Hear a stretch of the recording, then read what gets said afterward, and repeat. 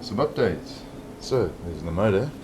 Finally, we're going to be ready to rock and roll now because I have the heads that have arrived. Finally. Look at that. Beautiful. It's Christmas.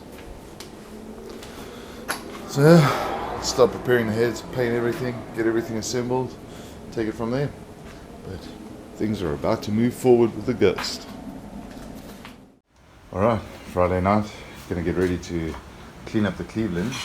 And once the Cleveland's all cleaned up, then I'll replace the lifters, put new gaskets, got the heads back from the engineers, so we're gonna stick the new heads on, do the intake, basically get this girl up and running and maybe even fire it up by the weekend. Y el bañador. Voy a la playa, había subido la marea.